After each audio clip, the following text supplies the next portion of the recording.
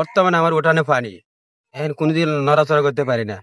পানিটা যদি দ্রুত কমা তাহলে মোটামুটি স্বস্তির পাবো। এবং টয়লেট পর্যন্ত মানুষের বাড়ি গিয়ে করতে হইতে আমার মানুষ আবার আমার চেয়ে আরো অনেক নিচে বেড়ে গেছে, এদেরকে নৌকার উপর বসবাস করতেছে।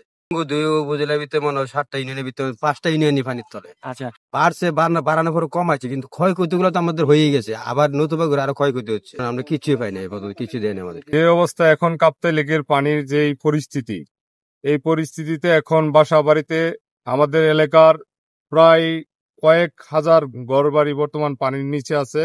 উঠানে, ঘরে, বাহিরে সব জায়গায় রাস্তাঘাটে পানির যে অবস্থা বর্তমান, আমাদের যাতায়াত করা খুবই কষ্ট হচ্ছে। আমাদের এলাকার ছোট কিশোরী ছেলেবেলেরা স্কুল মাদ্রাসায় আসার একটা বিরাট একটা সমস্যা হচ্ছে। কিছু কিছু ছেলেমেয়েরা দেখা যাচ্ছে রাস্তা দিয়ে হাইটা আসার সময় অনেক জায়গায় ছেলে মেয়ে পানিতে পড়ে মারা যাওয়ার ঘটনা, এরকম ঘটনাও ঘটতেছে আমাদের এলাকায়।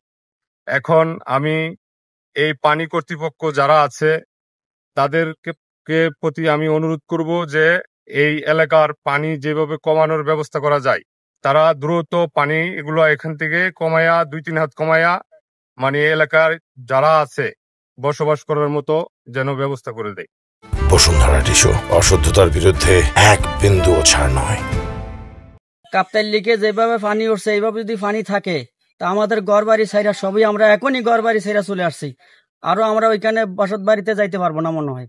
পানি আসতেছে যাইতেছে, একটু গেলে 1 হাত গেলে দাদা 2 হাত বাড়ে, এইভাবেই কষ্টের ভিতরে আসি আর কি। শুধু আমি একা নয়, আমাদের পার্শ্ববর্তী গ্রাম সবই পানির নিচে, ঘর বাড়ি উপজেলা সবই পানির নিচে বর্তমানে।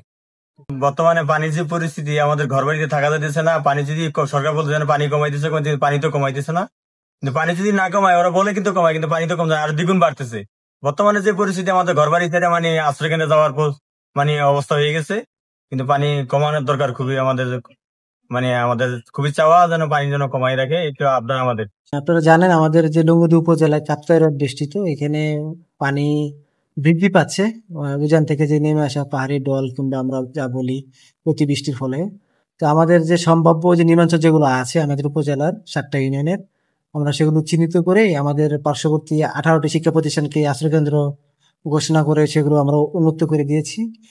ইতিমধ্যে আমাদের সদর ইউনিয়নের 3টি পরিবার একটি আশ্রয়কেন্দ্রে আশ্রয় নিয়েছে, তাদেরকে আমরা শুকনো খাবার দিয়েছি। এবং আমাদের যে নিম্নাঞ্চল এলাকা আছে প্রত্যেকটা এলাকায় আমাদের স্থানীয় যে জনপ্রতিনিধি সবার মাধ্যমে, রেড ক্রিসেন্ট, ফায়ার সার্ভিস সবার মাধ্যমে সচেতনমূলক মাইকিং করা আছে, যাতে কোথাও কোনো ধরনের পানি যদি কারো বাড়িতে প্রবেশ করে যাতে তারা নিরাপদ আগে থেকেই আমাদের আশ্রয়কেন্দ্রগুলোতে আসে, যাতে আমরা তাদের টেক কেয়ারটা সঠিকভাবে করতে পারি।